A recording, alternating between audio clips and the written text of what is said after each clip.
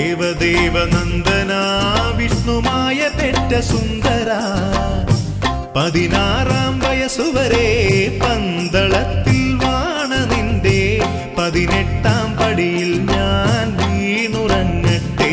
സൂര്യപാദപത്മകാന്തി കണ്ടു ഞാൻ ഉണരട്ടെ.